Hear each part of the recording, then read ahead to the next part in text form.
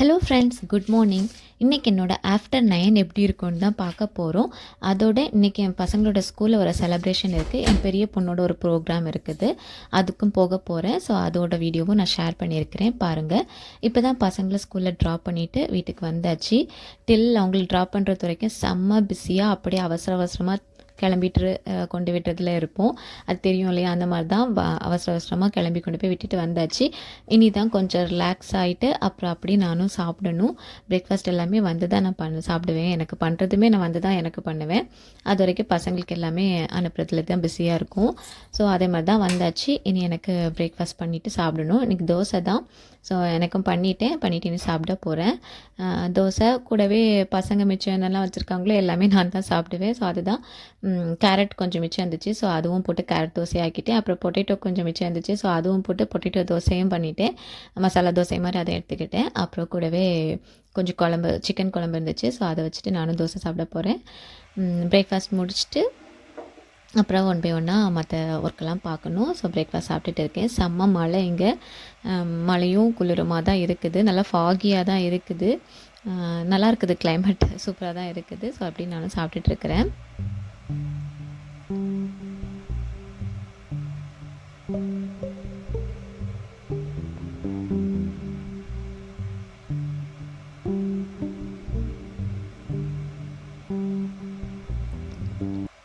இன்றைக்கி ஆக்சுவலாக கொஞ்சம் சீக்கிரமாகவே மறுபடியும் நான் ஸ்கூலுக்கு போக வேண்டியது இருக்குது. ஸோ அதுக்கும் நம்ம கிளம்பணும். ஏன்னா பசங்களுக்கு ப்ரோக்ராம் இருக்குதுன்னு சொன்னேன் இல்லையா? ஸோ அதுக்காக வர சொல்லியிருக்காங்க. வரது என்னென்னா பொண்ணு ரொம்ப ஈக்கராக எதிர்பார்த்துட்டு இருப்பாங்க. அதுக்காக தான் மெயினாக போகணும். அவள் தேடிட்டு இருப்பா. ஸோ சொல்லிட்டு போயிருக்கா, அந்த டைமுக்கு கரெக்டாக வந்துடுங்க, ப்ரோக்ராம் ஸ்டார்ட் ஆகிக்கணும்னு சொல்லிட்டு போயிருக்கா. ஸோ நானே இனி அதுக்கு அவசர அவசரமாக கிளம்பணும். அப்படியே வந்து இங்கே பெட்ஷீட்ஸ் எல்லாமே கிளியர் பண்ணிகிட்டு இருந்தேன், மடித்து வச்சுட்டு இருந்தேன். அதெல்லாம் முடிச்சுட்டு அப்புறம் அப்படியே நம்ம கிளம்ப வேண்டியதான்.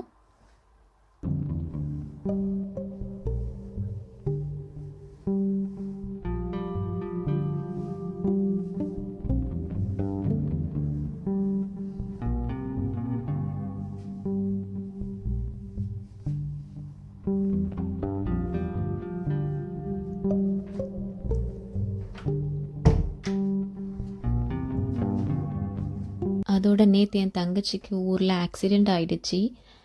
ஃபோன் வந்ததுமே ரொம்ப கஷ்டமாக இருந்துச்சு. உடனே நினச்ச நேரத்தில் நம்மளால் போக முடியலையேன்னு ரொம்ப வருத்தமாக இருந்துச்சு. இதுதான் நம்ம வெளியே இருக்கிறப்போ நம்ம ஃபேஸ் பண்ணுற சிச்சுவேஷன் இது தான். பாவம், என்ன பண்ணனே எனக்கே தெரில. அழதான் முடிஞ்சதே தவிர என்னால் போய் பார்க்க முடியலையேன்னு ரொம்ப வருத்தமாக இருந்துச்சு. வீடியோ கால் பண்ணி பார்த்தேன். ரொம்ப அடி வாங்கியிருந்தா, ஃபேஸ்லலாம் செம்ம அடி. ஊரில் நல்லா மழை பெய்யுது இல்லையா? ஸோ அதில் வண்டியில் போகிறப்ப ஸ்லிப் ஆகிடுச்சு. அது அப்படியே வண்டி போயிட்டே இருந்துச்சு போல். அவள் வந்து கமந்து விழுந்துட்டா. ஸோ ஃபேஸில் பயங்கரமாக அடி உரசிட்டு அப்படியே இழுத்துட்டு போயிடுச்சு. ஸோ நல்லா ஃபேஸு அப்புறம் லிப்பு வந்து ரெண்டாக பிளந்துடுச்சு. ஸ்டிச்சிங் போட்டிருக்குன்னு சொன்னாங்க. கேட்குறப்போ ரொம்ப கஷ்டமாக இருந்துச்சு. என்னால் உடனே கிளம்பி வரணும்னு இருக்குது, பட் என்னால் முடியலை. பயங்கர வருத்தமாக இருந்துச்சு. அழதான் முடிஞ்சது, வேறு ஒன்றுமே என்னால் பண்ண முடியல. இதுதான் வெளியே இருந்தால் இதுதான் நிலமைன்றதை புரிஞ்சுக்கிட்டேன். பட் என்ன பண்ண முடியும், நம்ம நிலமை, நம்ம சிச்சுவேஷன் அப்படி இருக்குதுன்னு சொல்லிட்டு அப்படியே இருந்தாச்சு. வேறு ஒன்றும் பண்ண முடியல. சீக்கிரம் சரி ஆயிடுவான்னு அப்படி என் மனசை தேத்திக்கிட்டேன். பெயின் ஜாஸ்தி இருக்குதுன்னு சொன்னால் பாவம் தான், என்ன பண்ண முடியும்னு தெரில. அப்படி நானும் பசங்க ஸ்கூலுக்கு போகணுன்னு சொன்னேன் இல்லையா? ஸோ அப்படி நான் கிளம்ப ஸ்டார்ட் பண்ணிட்டேன். இனி கிளம்பி போகணும். பசங்க ப்ரோக்ராமுக்கு போய் அட்டன் பண்ணணும். அதுக்காக தான் கிளம்பிகிட்ருக்கேன். டைமும் ஆகிட்டே இருந்துச்சு. ஸோ கிளம்பியாச்சு.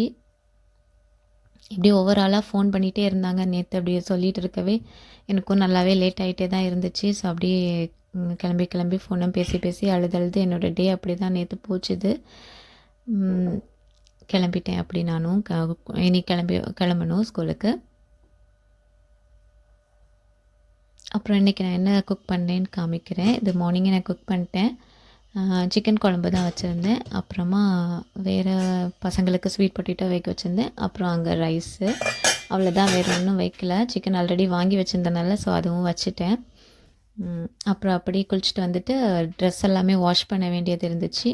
ஸோ அதெல்லாமே லாண்ட்ரியெலாம் கிளியர் பண்ணிவிட்டு கிளம்பிடலாம் அப்படின்னு சொல்லி தான் போட்டுட்டு இருக்கிறேன்.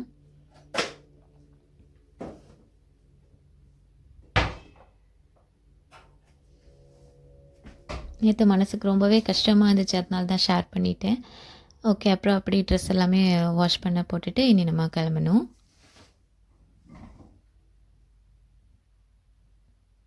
நேற்று ஆக்சுவலாக அப்படி இருந்திருந்து பசங்களை கொண்டு போய் பசங்களை ஸ்கூலில் போய் ப்ரோக்ராம்லாம் முடிச்சுட்டு வரவே பயங்கர தலைவலி ஆகிடுச்சு. ஏன்னா ஃபுல்லாக அழுதுகிட்டே இருந்தனால எனக்கு டக்குன்னு தலைவலி வந்துடும். அது எனக்கு அடிக்கடி தலைவலி வரும், அது எனக்கு இருக்குது. ஸோ அதனை சேர்ந்து பயங்கர தலைவலி. ஸோ அப்படியே வாமிட் எடுத்து தலைவலி வந்தாலே எனக்கு வாமிட் வரும். ஸோ அதெல்லாமே பண்ணிவிட்டு நேற்று அப்படியே தூங்கிட்டேன். அதனால தான் இன்றைக்கி வீடியோ அப்லோட் பண்ணுறேன். அப்புறம் கொஞ்சம் பாத்திரம் எல்லாமே வாஷ் பண்ண வேண்டியது இருந்துச்சு. அதுவும் வாஷ் பண்ணிவிட்டு அப்புறம் கிளம்பலான்னு தான். டைம் கொஞ்சம் இருந்துச்சு. ஸோ அதனால தான் இதெல்லாம் பண்ணிடலான்னு பண்ணிகிட்ருக்கிறேன்.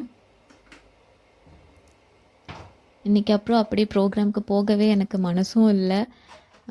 பட்டு பசங்க தேடிட்டு இருப்பாங்க, அம்மா வருவாங்கன்னு வெயிட் பண்ணிகிட்ருப்பாங்க. ஏன்னா அவங்களோட ப்ரோக்ராம் இருக்கனால எல்லா குழந்தைங்களும் வெயிட் பண்ணுற மாதிரி தானே. ஸோ அவளும் வெயிட் பண்ணிகிட்டு இருப்பாளேன்னு ஒரு பக்கம் இருந்துச்சு.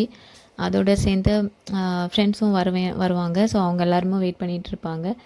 சரி கிளம்பிடலாம் போகலாம் அப்படின்னு சொல்லிவிட்டு நானும் கிளம்புறதுக்கு ஸ்டார்ட் பண்ணிட்டேன். வேறு ஆப்ஷன் இல்லை. ஸோ அதனால தான் அப்படியே குளிச்சுட்டு வந்து நீ போகலாம் அப்படின்னு சொல்லிட்டு கிளம்பியாச்சு.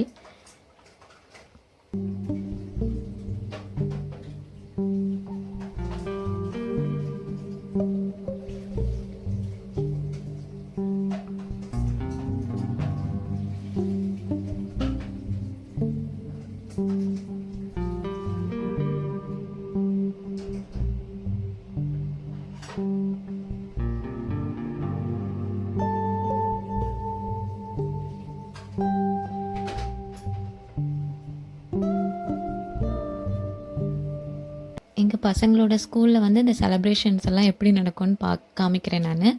ரொம்ப சிம்பிளாக தான் பண்ணுவாங்க. நம்மள மாதிரி கிராண்ட் செலப்ரேஷன் அப்படியெல்லாம் இருக்காது. ரொம்ப சிம்பிளாக அப்படி பண்ணி முடிச்சுருவாங்க ஃபங்க்ஷனை. அதுவும் எந்த கிளாஸ் இன்றைக்கி ஃபங்க்ஷன் செலப்ரேஷன் இருக்குது அப்படின்னா அவங்க அந்த ஸ்டூடெண்ட்ஸ் மட்டும்தான் வருவாங்க. அந்த ஸ்டூடெண்ட்ஸோட பேரண்ட்ஸும் வருவாங்க. கிராண்ட் பேரண்ட்ஸ் எல்லாருமே அந்த மாதிரி அவங்கள மட்டும் தான் அன்னைக்கு இன்வைட் பண்ணியிருப்பாங்க. நெக்ஸ்ட் டே அடுத்த கிளாஸுக்கு இவங்களே தான் ப்ரோக்ராம் பண்ணாங்க. 2 செக்ஷன் சேர்ந்து பண்ணுறாங்க. ஸோ இன்றைக்கி ஒரு செக்ஷனோட பேரண்ட்ஸ் எல்லாமே கூப்பிட்ருக்காங்க. நாளைக்கும் அதே தான், அதே ப்ரோக்ராம் தான், அதே மாதிரி தான் நடக்கும். அப்போது அந்த இன்னொரு செக்ஷனில் உள்ள பேரண்ட்ஸ் எல்லாமே வருவாங்க. ஒரு சில பேருக்கு நாளைக்கு அட்டன் பண்ண முடியாது, இல்லை இன்னைக்கு அட்டன் பண்ண முடியாதுன்னா நம்ம மாறி வந்துக்கலாம். அவ்வளோதான். அதுக்காக அப்படி தான் பண்ணுவாங்க. இப்போ வந்து என் பெரிய பொண்ணோட கிளாஸ் நடக்குது. இனி நாளைக்கு இவங்களோட 2 நாள் அவங்களுக்கு நெக்ஸ்ட் டே வேறு வேறு கிளாஸ்க்கு நடக்கும். அப்படி என் சின்னதுக்கு நெக்ஸ்ட் வீக் தான் வருது. நெக்ஸ்ட் வீக் என் சின்னதோட ப்ரோக்ராம் இருக்குது. அவளுக்கும் அதே மாதிரி தான் அவங்க செக்ஷன் வைஸ் அப்படி பிரித்து அப்படி தான் பண்ணுவாங்க. ஒரேடியாக பெரிய ஸ்டேஜ் வச்சு எல்லாரையும் இன்வைட் பண்ணி அப்படி பண்ண மாட்டாங்க. லாஸ்ட் இயரே இதை மாதிரி தான் நடந்துச்சு. லாஸ்ட் இயர் ஆனால் ஒரே ஒரு டே தான் நடந்துச்சு. இந்த இயர் வந்து 2 டே வச்சுருக்காங்களாம். ஸோ அதனால் 2 டேயில் என்றைக்குனாலும் நம்ம வந்துக்கலாம் அப்படின்னு சொல்லியிருக்காங்க. அம்மான்னு சொல்லிட்டு இருந்தா. நம்மளுக்கும் இன்வைட் பண்ணியிருந்தது அப்படி தான் பண்ணியிருந்தாங்க. ஸோ இன்றைக்கி போயிட்டு வந்துடலாம் அப்படின்னு சொல்லிட்டு தான் கிளம்பிட்டேன்.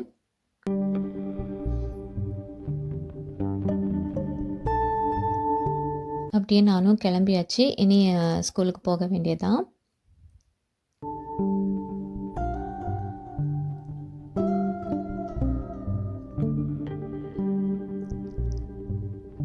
என் பெருசு வந்து இதில் குயினாக ஆக்ட் பண்ணியிருக்கிறா.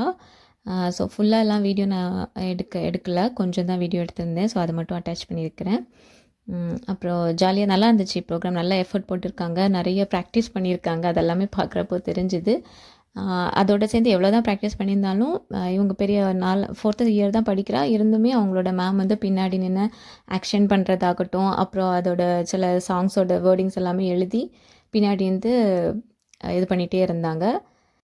வேர்டிங்ஸும் ஸ்க்ரோல் பண்ணிகிட்டு இருந்தாங்க. அதோடு சேர்ந்து ஏதாவது பசங்க திக்கிட்டாங்க, அதை பேசுகிறது போல் மறந்துட்டாங்கன்னா அதுக்கப்புறம் அதுவும் டக்குன்னு எடுத்து கொடுக்குறாங்க. ஸோ பசங்க அப்படி கண்டினியூ பண்ணுற மாதிரிலாம் பண்ணிகிட்டு இருந்தாங்க. நல்லா இருந்துச்சு. பசங்களோட எஃபர்ட்டும் சரி, மேமோட எஃபர்ட்டுமே நல்லா தான் இருந்துச்சு. சூப்பராக இருந்துச்சு. ஸோ நான் வீடியோ அட்டாச் பண்ணியிருக்கேன், பாருங்கள். இதோட நான் இந்த வீடியோ முடிச்சுருக்கேன். நெக்ஸ்ட் வீடியோவில் பார்க்குறேன். அது வரைக்கும் பாய்.